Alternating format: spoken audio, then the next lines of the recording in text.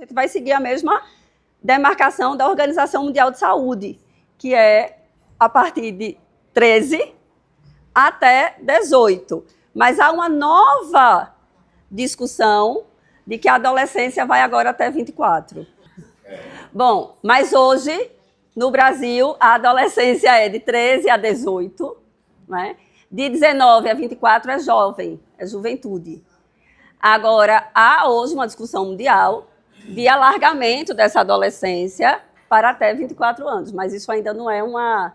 Mas isso já nos mostra... 40, 50. Isso nos mostra como a gente também tem prolongado essas características da adolescência, que isso tem a ver com a maneira como a gente também está vivendo a adolescência. Isso me preocupa muito, porque, veja, a adolescência cresce e a infância encurta, né? E, na verdade, a gente deveria fazer um processo inverso.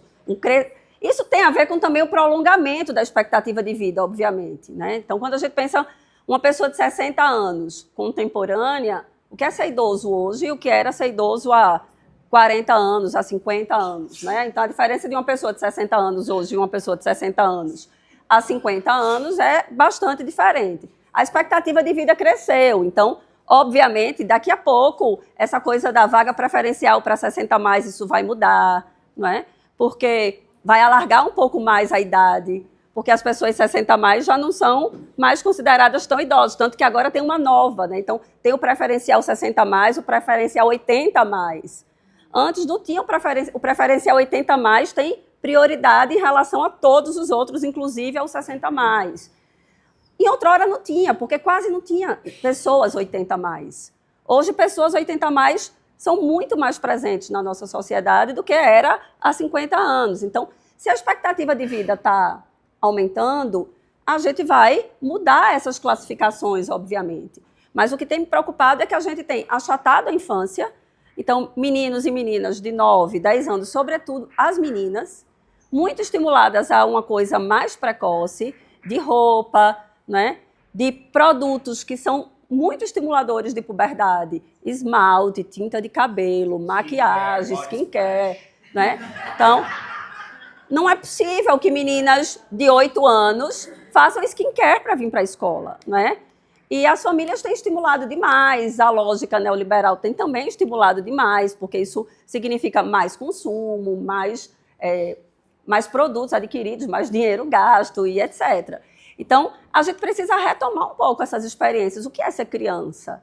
E aí eu penso que não dá para a gente alargar a adolescência e encurtar a infância. Porque aí eles chegam na adolescência sem as experiências que eles precisavam ter vivido. E aí a gente tem visto isso em números ligados à saúde mental, por exemplo. A saúde mental dos adolescentes é um fenômeno de preocupação mundial. O suicídio, né, e a ideação de suicídio entre adolescentes aumentou nos últimos anos 700%. Então, esse é, de fato, um fenômeno com o qual a gente precisa se ocupar. Mas não é porque os adolescentes de hoje têm mais problemas de saúde mental do que de outrora. É a experiência de existir que está adoecendo. E aí, por que está adoecendo? Está adoecendo porque está vivendo coisas que não tem condição de viver. As características são do pertencimento grupal excessivo, da dificuldade de compreender a relação de consequência, da mobilização para a transgressão, que são características muito comuns, né? Então, o comportamento mais associado à experiência adolescente. E aí isso tem sido observado também como um fenômeno mundial, mas no Brasil isso é ainda mais intenso, porque no Brasil a gente tem uma cultura educativa em que os adultos se colocam numa relação de dependência com a criança mais intensa, né, do que em algumas outras culturas. Então, esse fenômeno de alargamento da adolescência tem sido muito presente. O ingresso no mercado de trabalho com posturas altamente adolescentes ainda. Então, isso tem sido estudado por diversos núcleos científicos, digamos assim, né? Do mercado de trabalho, do desenvolvimento do adolescente, da psicologia, da sociologia, da antropologia. E aí a própria Organização Brasileira de Saúde já fala sobre isso, né, nos encontros de ebiatria e etc., sobre como tem havido um alargamento dessa adolescência. Não é um fenômeno biológico, é um fenômeno cultural. Tá? E aí, pensando sobre isso, gente, sobre essas características da adolescência, a gente tem como marcador ali na adolescência o desenvolvimento da sexualidade. E aí acho que esse é o principal marcador da adolescência. E é importante a gente entender esse marcador, porque esse marcador interfere também no comportamento. Então, do ponto de vista da psique, o afastamento do adolescente e do adulto de referência se dá exatamente pela sofisticação desse desenvolvimento da sexualidade. Essa sexualidade, ela deve se desenvolver, e aí eu não estou falando aqui do ato sexual, tá? Eu estou falando do desenvolvimento sexual, do desejo, da percepção, né, da descoberta do desejo. Há, na maior parte das adolescências, também o ato sexual, mas eu não estou falando de algo que se reduz ali à primeira vez, nem do menino nem da menina. Estou falando do desenvolvimento dessa sexualidade. As mudanças do corpo, tudo isso está sendo marcado ali nessa adolescência. E o saudável é que essa sexualidade comece a ser construída na relação paritária, né? E aí esse afastamento com esse adulto se dá decorrente disso. Eu agora preciso me conectar mais inteiramente com aquele em que eu vou aprender essa dimensão do desenvolvimento que eu não sei ainda.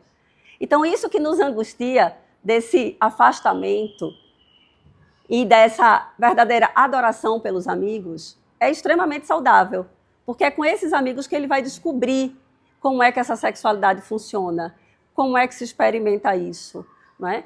E aí eu estou falando aqui, inclusive, das conversas que eles têm, da descoberta dessa percepção, dessa observação que eles têm do corpo do outro, e opa, parece com o meu, não parece com o meu, de ficar se olhando mais do espelho, não é? Que é uma característica muito engraçada dos adolescentes. Quando a gente não está vendo, eles ficam, e eles, né, se estão mais fortes, se não estão, se estão mais assim, se estão de outro jeito, porque essa coisa do corpo ganha outro contorno na adolescência.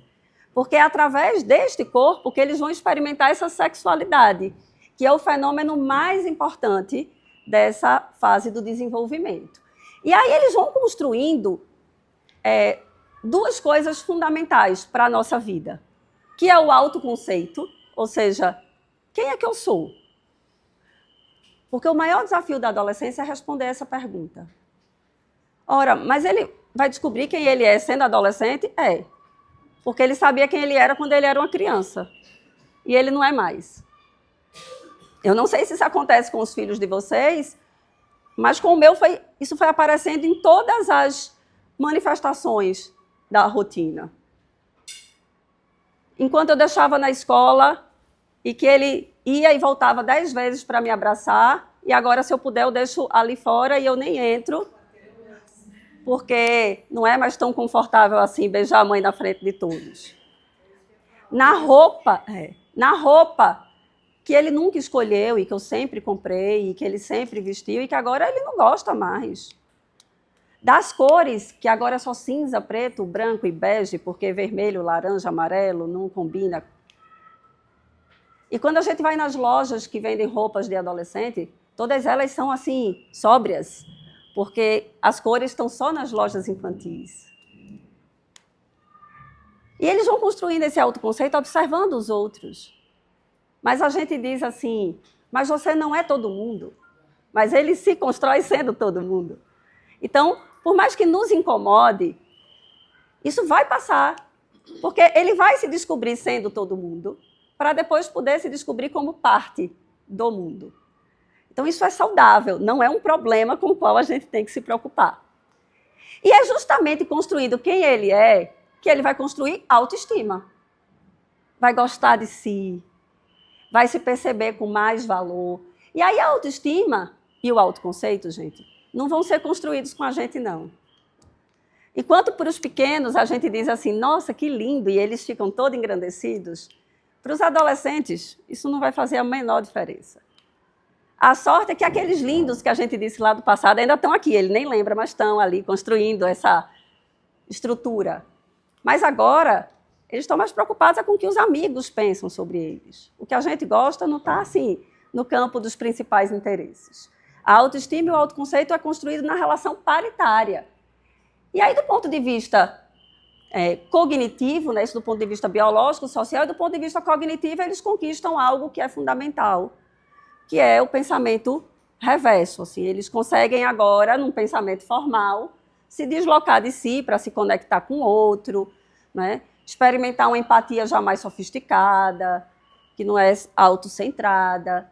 E aí eles vão começando a viver outras experiências sociais, afetivas, relacionais. Eu gosto muito de um autor chamado Pierre Levy, que ele vai estudar as relações virtuais também. E ele faz uma pergunta interessante para a gente se questionar na contemporaneidade, que é assim, o que é o virtual e o que é o real? E ele vai dizer assim, a gente outrora dizia o mundo virtual e o mundo real. Hoje a gente não diz mais isso, a gente diz mundo virtual e mundo físico, porque esse mundo virtual é real também. Os meninos estão se construindo nesse mundo virtual. Agora, é uma construção que tem limitações. E aí, uma das coisas fundamentais na adolescência é que eles começam a poder sentir empatia de verdade. Porque a empatia infantil é uma empatia reduzida. A criança sente empatia naquilo que ela também experimenta. Porque ela está mais autocentrada, é uma característica do desenvolvimento. Tanto que uma criança está chorando e eu tenho um ursinho que eu gosto muito, eu vou lá e entrego o meu ursinho para ela, porque se eu gosto, ela vai gostar também. É claro que isso é a primeira manifestação de empatia, mas não é uma empatia de dar para o outro o que ele precisa, mas de dar para o outro o que eu acho que ele precisa. Na adolescência, isso muda. Ele começa a conseguir dar para o outro o que o outro precisa. Só que, para ser empático, eu preciso de habilidades sociais e afetivas. E uma delas é, por exemplo, perceber o outro e as emoções que o outro sente. Então, olhar para você e identificar que você está cansada, que você está triste, que você está chateada, para eu poder abastecer você daquilo que essa relação precisa. O que as pesquisas têm mostrado é que crianças e adolescentes com excesso de relações virtuais, elas empobrecem na leitura de pistas sociais. Porque a virtualidade ela não traz essas pistas. Tanto que a gente conhece, todo mundo aqui, pessoas que nas redes sociais se comportam de um jeito e na vida física de outro. Por quê? Porque no que falta essas pistas, autoriza comportamentos que se eu percebesse eu não teria. Então, eu estou te maltratando, percebo que tu está constrangido, não tinha intenção de te maltratar, mas eu li no teu rosto que você não gostou, e aí eu me sinto mal por isso e recuo mais. A rede social, ela inibe essa leitura de pistas. Então, a gente tem pedido muito às famílias que elas favoreçam mais convivências presenciais. Porque é na convivência presencial que a gente aprende a fazer esse tipo de leitura. Não é que a gente faz uma interpretação equivocada. A gente diz que a rede social faz você não ter empatia. Não é isso. A rede social não é que ela inibe, ela faz com que você não consiga aprender. E aí ela toma seu tempo da convivência presencial.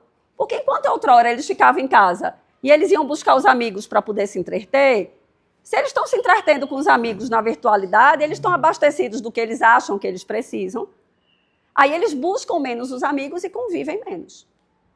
O tempo de todo mundo continuou 24 horas. Só que agora a gente divide com mais um monte de outras coisas. Então, se ele passa 6 horas do dia dele na escola, ele passa 8 horas dormindo, ele passa 4 horas nas redes sociais, ele interage com os amigos livremente, ele interage na escola, mas na escola é um outro tipo de interação. Em que momento? Aí no final de semana não quer sair. Aí ele não quer sair porque ele quer passar o dia todo na rede social. Não pode. Aí ele vai escolher, ou ele não vai ficar na rede social, ou ele vai fazer outra coisa.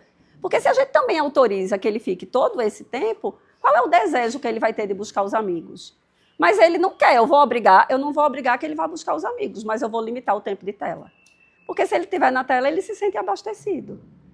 Então a gente precisa ter cuidado, porque tem coisas que a gente só aprende vivendo. O John Dewey vai dizer que a grande contribuição para a gente se desenvolver é a experiência. E experiência não é qualquer coisa. Experiência é aquilo que eu vivo e, ao viver, me toca e me transforma. A virtualidade, ela tem uma série de benefícios, né? Ela permite que a gente chegue a lugares que a gente não chegaria, que a gente fale com pessoas que a gente não falaria. Eu não estou aqui também demonizando e não pode usar e etc., né?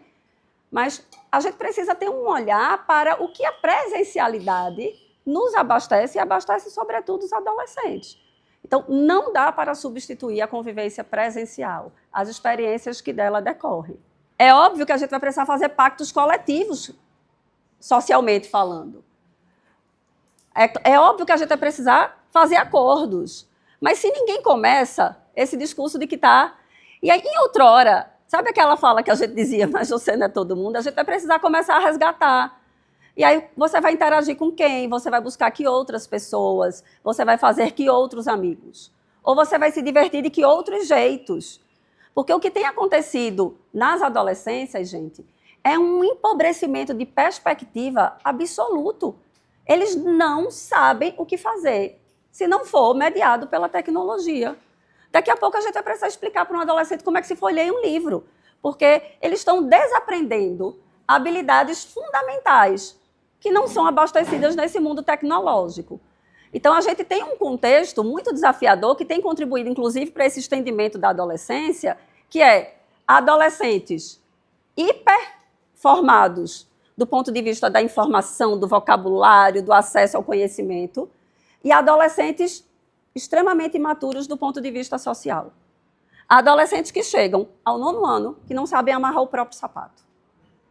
E aí a gente tem visto como isso tem sido desafiador, porque são ações exatamente que inibem a autonomia. Porque uma das características da adolescência contemporânea é que ela é extremamente disfuncional. E ela é disfuncional porque a gente não tem inserido os adolescentes em atividades cotidianas. Você não vê adolescente no supermercado, no açougue, na feira, na praça. E eles são disfuncionais porque eles viram adultos que eles não sabem fazer supermercado, eles não sabem forrar a própria cama. Ai, é muito chato ir no supermercado, mas é chato para a gente adulto também. Mas é necessário, porque é uma atividade da vida prática.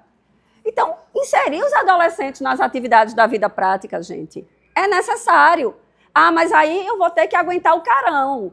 Cara feia, chateado, andar se arrastando. De boa, pessoal.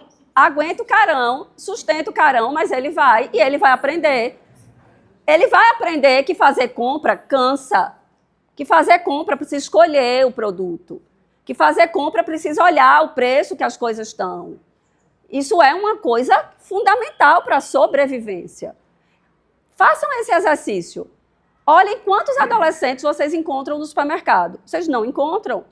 Os adolescentes vão ao restaurante e eles ficam no celular o tempo inteiro. Eles não se dão conta do tempo que demora. Eles não olham para quem está servindo. Eles não percebem as dinâmicas relacionais que estão nos seus entornos. E eles estão completamente alheios do que está acontecendo naquele momento. Então, a gente precisa ressignificar outras formas das adolescências que elas possam viver a vida com a sua inteireza. Viver não é só ter o lado bom da vida, não. Viver tem um monte de desafio que a gente enfrenta. Mas eu vou fazer o quê no trânsito? Esperar. Mas é chato. Mas é isso. Está demorando muito. Essa viagem está demorando muito, mas a gente escolheu fazer essa viagem. E para chegar no destino e ter um passeio bom, eu preciso passar por esse tempo de espera. Aí ele fica de cara feia, cada um vai ter o seu jeito de enfrentar os desafios. E aí tudo bem se esse é o jeito que ele tem, mas ele tem que enfrentar os desafios. A gente não tem sustentado, sabe, Luciana, a frustração dos nossos adolescentes. A gente não só vai para onde a gente quer, não. A gente vai para onde a gente também precisa ir. E os adolescentes precisam aprender isso desde cedo. Na vida há coisas que a gente faz porque a gente quer. Há coisas que a gente não faz e há coisas que a gente precisa fazer. E se a gente não insere eles nessas coisas que a gente precisa fazer, como é que eles podem aprender que a gente não só faz aquilo que a gente quer? E no primeiro momento isso vai ser difícil, porque eles não brincam porque eles nem sabem mais brincar. Eles não sabem brincar. Agora, eles vão aprender, porque é exatamente nessa experiência de poder sentir esse ócio que eu preciso criar. Como é que eu vou criar uma coisa se eu não preciso?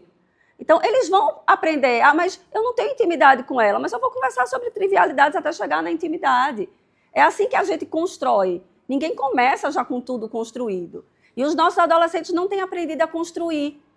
Ou é o adulto que está construindo por ele, ou ele está só mantendo o que já está posto ali e que ele só vive. Então, quando a gente está pensando no desenvolvimento do adolescente, gente, envolve cognição. Mas envolve afeto também, envolve cultura. E ou a gente vai ajudar esses adolescentes, dando os interditos que eles estão precisando, porque eles acham que eles sabem o que é melhor para eles, mas eles não sabem, e aí o papel do adulto é exatamente apresentar isso, ou a gente vai ter muitos desafios. Isso tem trazido consequências, inclusive, do lugar da cognição, porque eles não têm podido aprender. Eles conhecem vários idiomas, eles conhecem várias culturas, mas eles não conhecem os limites do seu corpo. Aí cai mais, não sabe correr, não sabe escalar, e etc, etc, etc. Quando eu levanto a minha criança de qualquer pequena queda que ela tem, eu estou dizendo para ela que ela não consegue se levantar sozinha. E aí ela aprende que ela precisa sempre de mim para se levantar dos pequenos percalços. E aí eu preciso dizer para ele, você consegue, levanta que você consegue, você vai conseguir de novo. Agora, se ele cai e se machuca profundamente, aí eu vou levantar, eu vou abraçar, eu vou acolher, eu vou beijar. Ninguém está falando aqui de desamparo, de deixar o outro à própria sorte, mas é de deixar o outro fazer aquilo que ele consegue. Porque tem que ser óbvio que uma pessoa de 21 anos, exceto se ela tem alguma questão que lhe impede de cortar a própria carne, ela precisa cortar a própria carne. Então, quando a gente está falando de ser funcional, é da gente conseguir construir repertório para fazer aquilo que a gente precisa fazer para viver sozinho, e isso é extremamente fundamental. Quando os nossos filhos eram crianças, parece que a gente tinha um compromisso maior do parque, da festinha de aniversário. E aí eu vejo um monte de adulto dizer assim, eu não suporto festa de aniversário, festa infantil é insuportável. Veja, mas é um espaço de convivência. E eu preciso pagar o preço para a minha criança conviver. Eu preciso me disponibilizar, porque se a gente tem ali um coletivo, 5 ou 6 que convivem com frequência, imagina se cada final de semana uma família promover, chama teus amigos, eu vou levar no shopping, vocês vão no cinema, vem jogar um jogo aqui em casa, as crianças e os adolescentes não sabem mais jogar jogo de tabuleiro. Eu comprei um jogo para o meu adolescente, não sei se vocês conhecem, chamado Ito, que é um jogo cooperativo, se não conheçam, eu sugiro que conheçam, é um jogo super legal de carta, é um jogo cooperativo, e eu acho muito legal o jogo cooperativo, porque ou todo mundo ganha ou todo mundo perde, e eles vão precisar ir encontrando elementos em comum, é um jogo super simples, mas é muito legal. Ito, I-T-O. É um jogo de cartas. E aí eu levei os adolescentes lá para casa e eu cativei os adolescentes pelo que eles gostam de comer, né? Porque adolescente come pouco, né? Eu cativei os adolescentes, vamos fazer um dia aqui de sanduíche, de hambúrguer, de pizza e etc. As mães não fiquem com raiva de mim, mas eu vou só oferecer o que eles gostam de comer e tudo bem. E bolo, e brigadeiro e etc. E a gente fez um jogo de cartas. Eles começaram a jogar, o combinado era de 8 às 10. Às 10 eles pediram para eu falar com as mães para ficar até às 11. E às 11 eles pediram para eu falar com as mães para ficarem até meia-noite. Eles passaram 4 horas jogando ininterruptamente. E eles riram de um jeito que eu nunca os vi rir daquele jeito. E eles brincaram de um jeito que eu nunca vi brincar. E aí houve uma hora que eu entrei no jogo. E aí, quando eu comecei a jogar com eles, o Ito, você vai botando marca, você vai tira coisas assim, marcas famosas. E aí você tem que ir colocando números da sua carta. Se você tirou uma carta baixa, é uma marca pouco famosa. Se você tirou uma 100, você vai botar uma marca muito famosa, Apple, por exemplo, né? E aí eu tirei um número bem baixinho e botei marcas que nem existiam mais da minha época, e etc. E eles riam muito. O que é isso? Isso é marca de quê? A gente não sabe nem o que é. E aí foi muito legal, porque virava aquele confronto de geração, e aí, tia, você é muito cringe. E aí eu usava palavras que eles não conheciam, e a gente ia se abastecendo de um repertório. E aí eu entrei na brincadeira, porque eu entendi que isso ficou muito engraçado para eles. E aí eu falava assim, essa patotinha de vocês é muito engraçada, eles, o que é patotinha? E a gente foi rindo. E, gente, foi uma noite extremamente divertida. E agora eu virei a tia legal do rolê e todo mundo quer ir para minha casa. Então, veja, é também como a gente se disponibiliza, né? Eu sei que não é fácil educar adolescentes. Eu tenho 2 crianças agitadíssimas e eu quero passar 20 horas correndo atrás deles e 4 medianos adolescentes, mas não dá para ser assim. É exaustivo, às vezes. O cansaço do adolescente é um cansaço existencial, mas eu acho que você tem toda a razão. Passa também pelo quanto a gente está disponível de viver essa adolescência. E vejam que a gente tem um status de adolescente muito chato. Não é incomum a gente encontrar adultos que dizem aborrecentes. A gente só trata o adolescente como se ele fosse um problema. ele tem que ser tratado com respeito, ele tem que ser tratado com as suas demandas sendo respeitadas. E as demandas dos adolescentes, gente, elas são sociais. Então, a gente precisa tomar isso como um compromisso, assim como a gente tem compromisso com o que eles comem, assim como a gente tem compromisso com eles virem à escola. Eles precisam tanto dos amigos como eles precisam vir à escola, como eles precisam comer, como eles precisam dormir. E é isso, é a gente quem tem que delimitar. O adolescente precisa dormir muito, porque ele está ali numa fase hormonal bastante intensa. Ah, mas ele só quer dormir de 1h da manhã.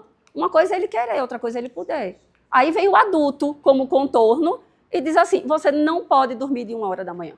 Porque para você se desenvolver, você precisa de X horas de sono. E você precisa cumprir isso. Isso não é negociável.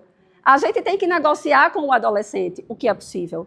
E a gente não tem que negociar o que não é possível. Ninguém transmite experiência. Ninguém transmite. Gente, se tem uma coisa que a gente não faz pela outra pessoa, é viver por ela. Ninguém vive por ninguém. E aí você tem razão. Se em 5 anos eu não estou conseguindo viver, eu vou precisar de mais 5 para ver se eu dou conta. Agora, o problema é que mesmo com mais 5 eu não estou, porque você tem razão também. Esse comportamento adolescente de muitos adultos tem a ver com não ter conseguido ser abastecido naquele momento, e aí não consegue superar fases. Então, quando a gente está olhando para essa adolescência, gente, a gente precisa entender que é um período que só vai ser construído se eles puderem viver e pensar sobre eles próprios e sobre o mundo. Por isso que eu estou falando aqui, que a gente precisa levar no supermercado, que a gente precisa levar na feira, que a gente precisa... Ele precisa estar com o celular desligado quando a gente para abastecer o carro, porque senão ele não vê. Ele não vê. Quantas vezes acontece comigo de eu dizer assim, você viu tal pessoa? E ele não viu, porque ele está o tempo todo com o celular no carro. Ele não está vendo a paisagem, ele não está vendo o mundo, ele não está vendo como é que as coisas funcionam. Porque parece que ele precisa ficar o tempo inteiro entretido. E aí isso tem gerado cérebros exaustos. Porque o cérebro não aguenta. Porque o corpo não aguenta. E aí a gente vê esses efeitos de adolescentes extremamente irritadiços, repercussão no sono, repercussão na interação. Então, a diminuição da tela, de fato, precisa ser um compromisso coletivo. Mas, ao mesmo tempo, eu não posso esperar todo mundo assumir esse compromisso para eu assumir. E aí entra aquela máxima que sempre atravessou as famílias, você não é todo mundo, então agora a gente vai fazer um acordo que é também da nossa família. A gente vai perdendo intimidade com o nosso filho conforme o nosso filho vai crescendo.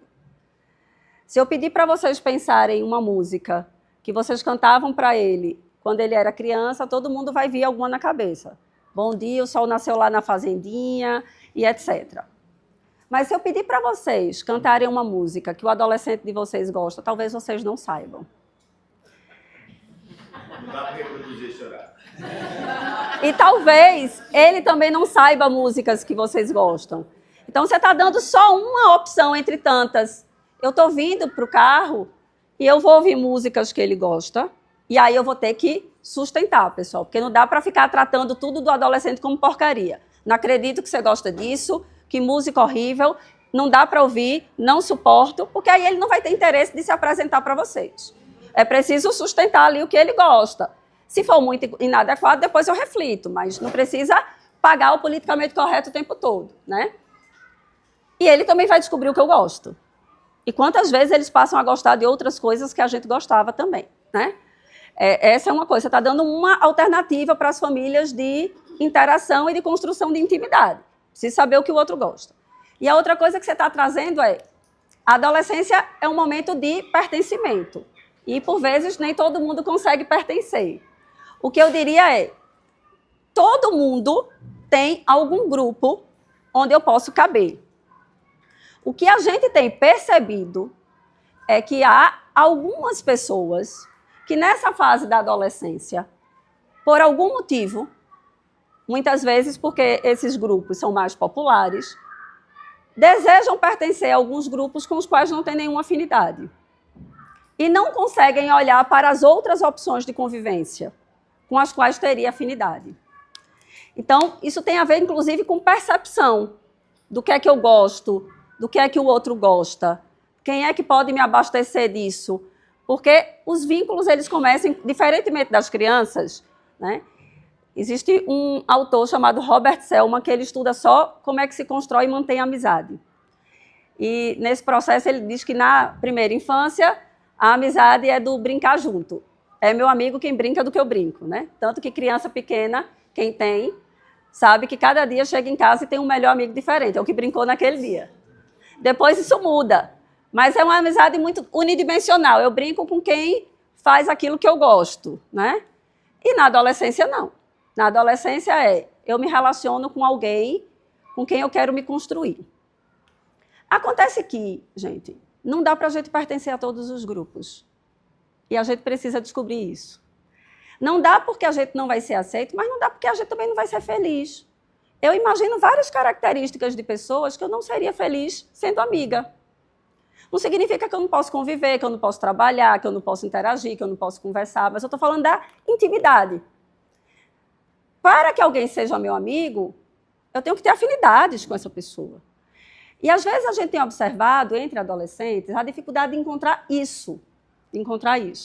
Então, eu fico ali tão fixado que eu não consigo pertencer a esse grupo, que eu deixo de perceber os grupos com os quais eu posso pertencer.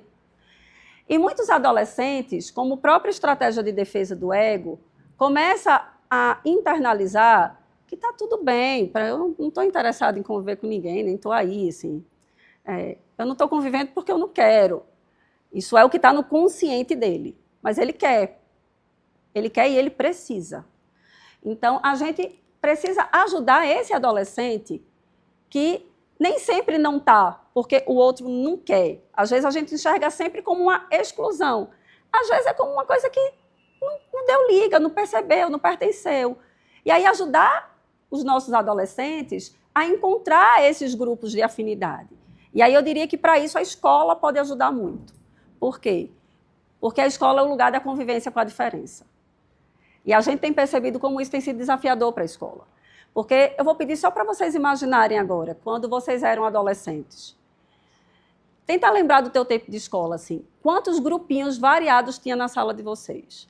Tinha o pessoal que gostava de música, tinha o pessoal que era CDF, tinha o pessoal que era bagunceiro, perturbava tudo do fundão, tinha as meninas patricinhas, tinha os meninos atletas, fortões. Os grupinhos eram muito diversos. Hoje, não é mais esse cenário que a gente encontra nas escolas. A gente encontra dois grupos, os populares e os que estão na periferia. E aí, gente, os que estão na periferia só olham para o grupo dos populares. Na nossa época também tinha o grupo dos populares. Mas quem não era popular pertencia a outros, estava de boa. Isso não era um problema. Só que nessa sociedade do espetáculo, é um problema não ser do grupo do popular. E aí todo mundo quer ser. Só que não vai ser. Porque nem todo mundo tem essa característica. E o que é pior, nem todo mundo seria feliz sendo do grupo dos populares. Porque não tem afinidade.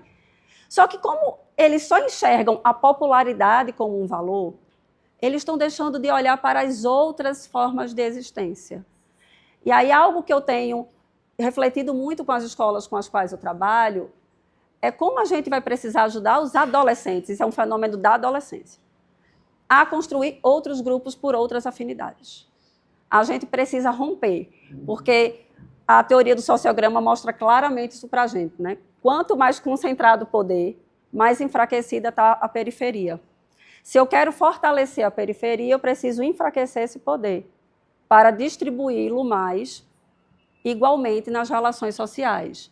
Porque eu só vou querer me relacionar com outro que eu acho que tem valor. Se eu acho que esse outro vai queimar meu filme, que eles nem sabem o que é isso mais, né? Vocês sabem o que é queimar filme.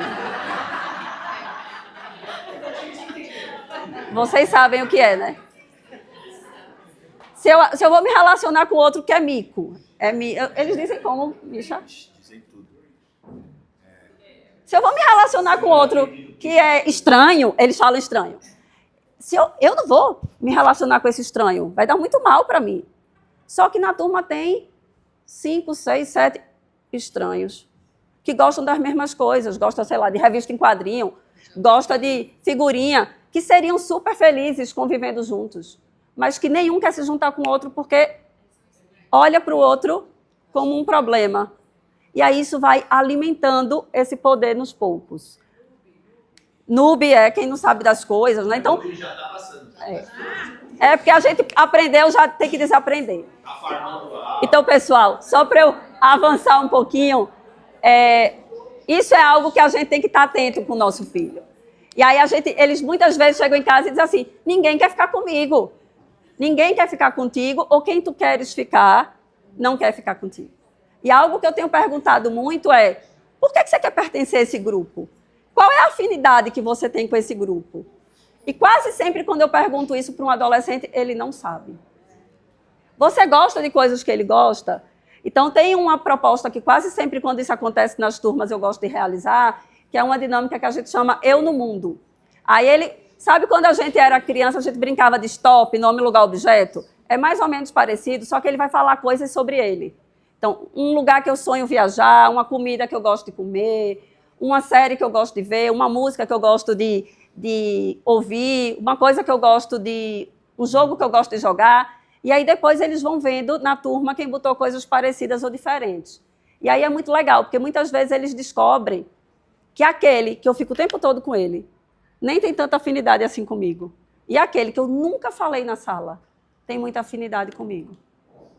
Então, eles vão abrindo e alargando esses horizontes. Então, eu acho que a gente também tem que ajudar esses adolescentes a alargar esses horizontes. Eu acho que o que está ficando aqui dessa nossa conversa é que a ambivalência da adolescência contemporânea eles são super sabidos, eles são super bons na tecnologia, eles falam um monte de idiomas, eles chegam ali, né, saem do ensino médio.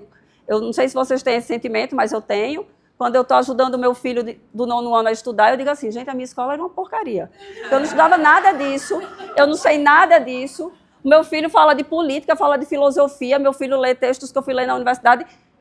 Mas, ao mesmo tempo, a gente está diante de meninos que não sabem fazer amigos, não sabem olhar para o outro, não sabem resolver um problema, não sabem se enturmar. Então, é preciso que a gente mude. Alguma coisa está muito errada, né? A decisão da escola dos filhos é dos pais. Os filhos podem participar, podem negociar, podem refletir conosco. Mas um adolescente ele não pode escolher em qual escola ele vai estudar. Porque, embora ele diga que ele sabe o que é melhor para ele, ele não sabe. Ele não sabe. Porque escola envolve um monte de coisas, gente. Escola educar, se comprometer com um projeto pedagógico que está comprometido com um projeto de sociedade.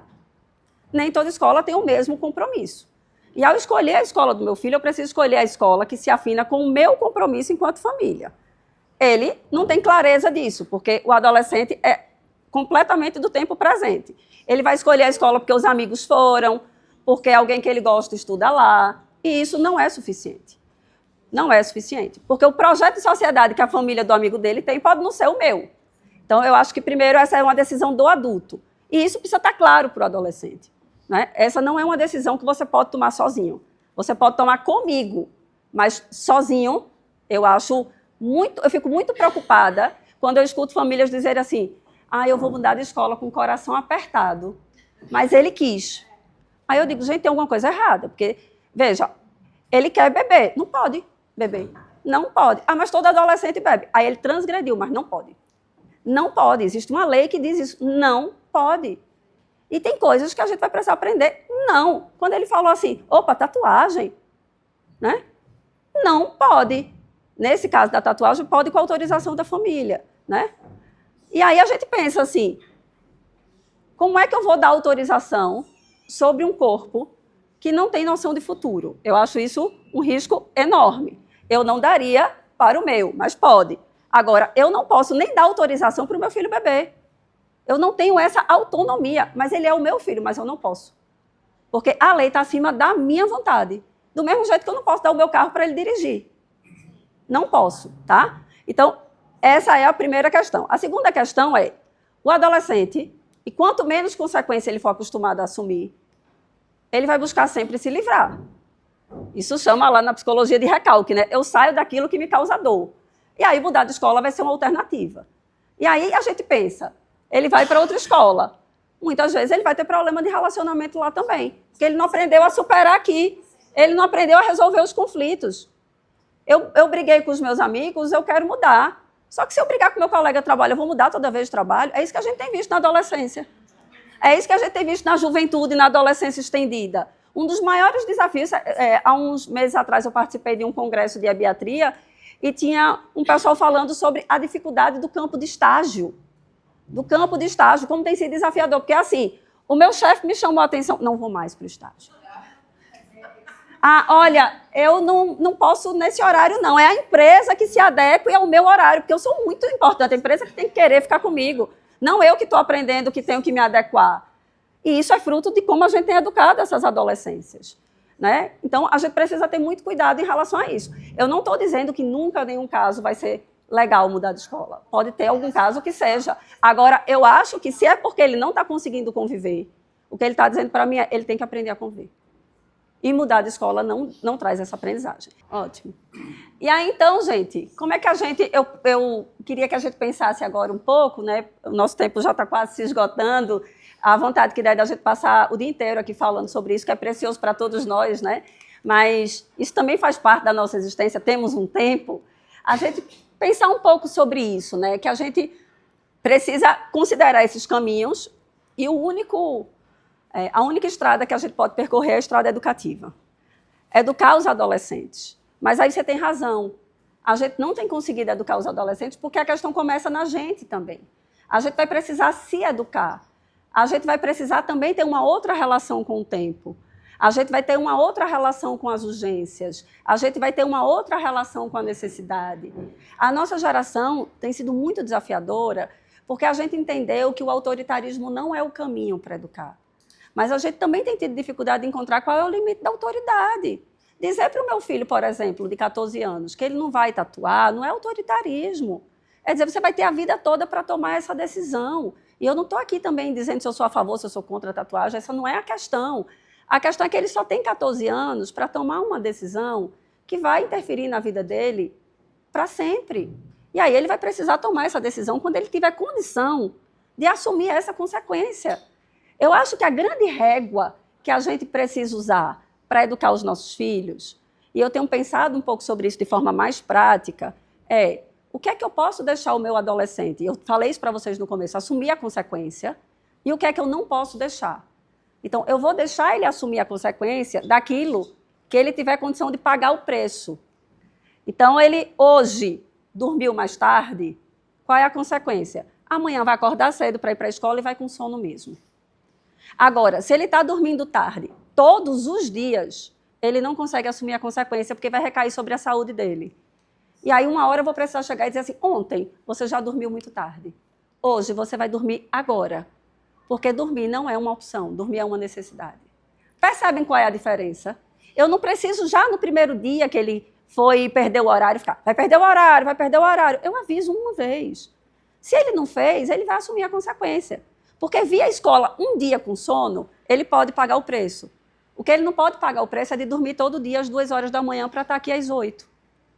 Aí eu vou ter que dizer, esse preço você não vai pagar. Do mesmo jeito que comer McDonald's um dia pode, gente. O que não pode é almoçar e jantar McDonald's todos os dias. E aí eu vou precisar chegar nessa hora e dizer assim, olha, você já comeu ontem, você está comendo super mal e você agora vai precisar se alimentar melhor. Então eu vou dando qual é esse contorno. Eu também não posso deixar ele transgredir quando a consequência recai sobre o outro. Então ele não pode, por exemplo, ser racista, porque a consequência da ação dele recai sobre o bem-estar da outra pessoa, a dignidade da outra pessoa. Então eu acho que usar essa régua é dizer assim, qual é a consequência se ele fizer isso? A consequência é essa. Ele pode pagar o preço? Pode, eu vou deixar. Se a gente não tiver cuidado, a gente vai impedindo tudo. E aí ele não vive e não vê a consequência. Então, ele não copiou a tarefa. Gente, não liguem para a mãe do amiguinho, não. Ele tem que se virar. Ou ele vai pedir para alguém, ou ele vai resolver, ou ele amanhã vai levar a anotação. A consequência é essa. E aí, o que é que vai acontecer? Ele vai ter que fazer depois. Agora, eu, como mãe, vou assegurar que amanhã ele vai fazer. E aí eu vou dizer, você não está conseguindo sozinho acompanhar, eu vou precisar monitorar de mais perto. E aí agora eu vou te acompanhar mais perto, porque você não está conseguindo sozinho. Então, pensar sobre isso é dizer assim, isso é possível porque a consequência ele consegue assumir. Isso não é possível porque a consequência ele não consegue assumir. Ah, mãe, mas todos os meus amigos na festa do terceirão bebem. Mas você não vai beber, porque essa consequência você não pode assumir. porque isso não é possível. Ah, mas e se ele beber escondido? Ele transgrediu e eu vou tratar com ele sobre isso. Agora, o que eu não posso é, como adulto, autorizar ele a transgredir. Porque aí eu estou ensinando para o meu filho que eu só cumpro lei quando eu quero. E a lei, ela é o contorno social, gente. Não tem convivência democrática coletiva sem contorno.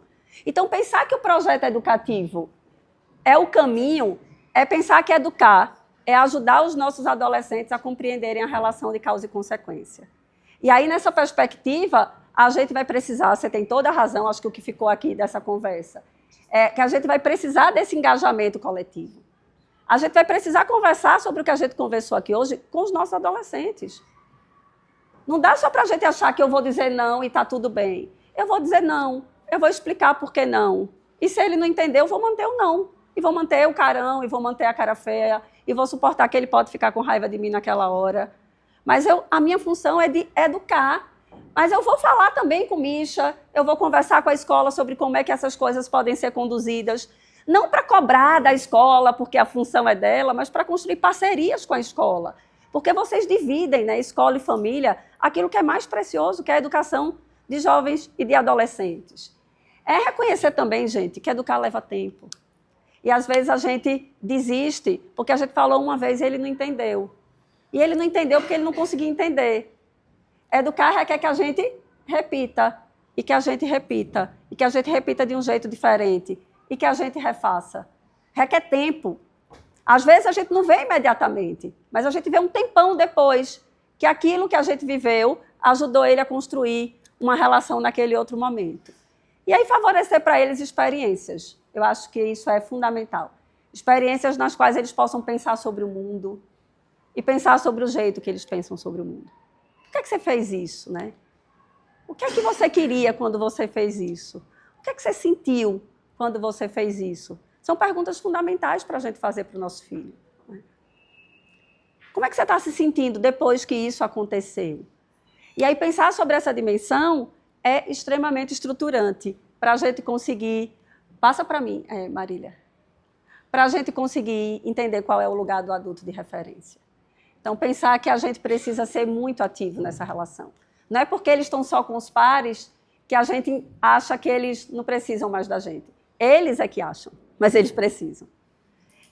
A adolescência, gente, desamparada, ela é muito problemática. O que os estudos sobre a adolescência mostram é que os impactos de pais negligentes são piores do que de pais autoritários. E o nosso movimento aqui é para que a gente possa ser assertivo, para que a gente possa atuar quando a gente precisa atuar e que a gente possa deixar ele caminhar quando a gente, né, percebe que isso precisa. Que a gente reconheça que educar adolescente não é igual a educar criança. Né?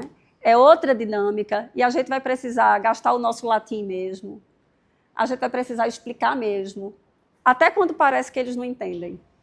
Não dá para ser só porque eu sou sua mãe. Né?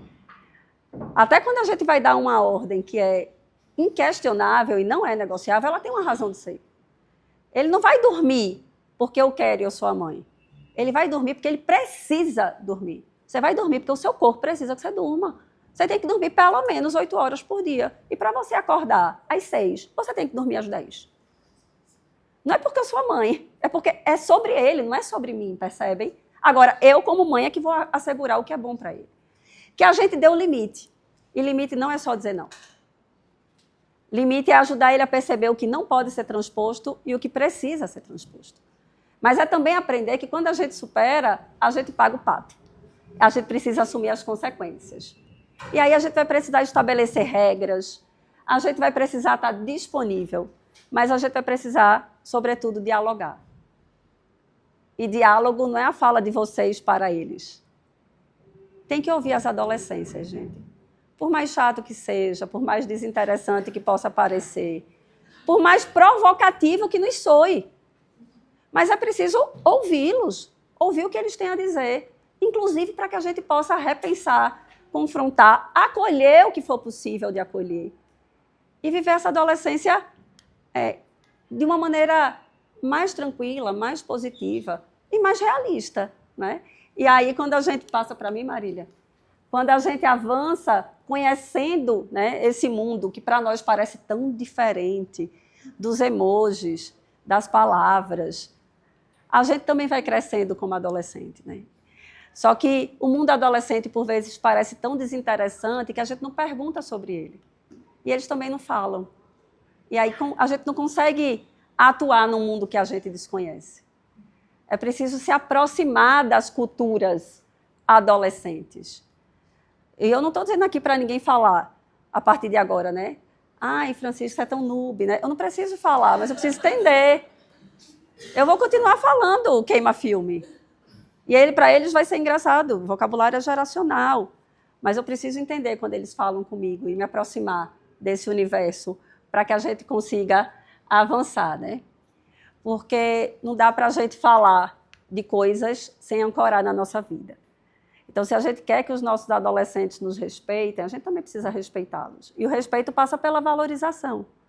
Não dá para a gente só se referir a eles, ai, como está chato. Não dá para a gente ficar compartilhando com eles o saudosismo que a gente sente. Como era tão legal quando ele acordava e vinha para a minha cama me abraçar e dizer que eu era linda. Eu vou ter que encontrar outro jeito de conviver. Não é só perdas, é ganhos também. Eu contava para a Marília que no ano passado meu filho, aos 13, fez a primeira viagem sem nós e ele veio para Viva participar de um evento. E o meu coração de mãe estava muito pequenininho, né? Mas quando ele voltou, as nossas conversas foram tão ricas que eu olhava e dizia assim, nossa, né? Que legal que eu posso falar com alguém sobre isso. É preciso se encantar também com as belezas das adolescências. É preciso dizer para o filho que ele continua tendo um lugar muito precioso, porque o adolescente se sente muito perdido, inclusive na própria família. Ele perde a fofura, né? Os Titãs cantaram isso, eu não caibo mais nas roupas que eu cabia. Eu não encho mais a casa de alegria. Os anos se passavam enquanto eu dormia. E a gente só fala dos adolescentes assim, só dorme e come, reclama de tudo, mas conversa sobre coisa legal, né? Tá aprendendo a desbravar o mundo, está enfrentando coisas. É preciso encontrar beleza no processo. Então, eu diria que algo antecede esse nosso compromisso coletivo, que é o nosso compromisso de enxergar a beleza da adolescência, para poder investir nela. A gente só investe naquilo que a gente acredita. E a gente trata a adolescência como rezando que passe. E aí a gente reza tanto para ela passar que ela não tem passado. E ela não tem passado porque ela não tem sido vivida. Que a gente viva a adolescência com a dor e a delícia de ser o que é, né? A gente não está sozinho nessa, porque, por sorte, a gente tem a escola. E a escola também não está sozinha nessa, porque, por sorte, ela tem a família. Que a gente consiga ajudar. Porque eu não tenho dúvida, é muito difícil educar adolescente. Mas eu também não tenho dúvida que é mais difícil ser adolescente. Que a gente ajude os nossos filhos somente naquilo que eles precisam. Um abraço, gente.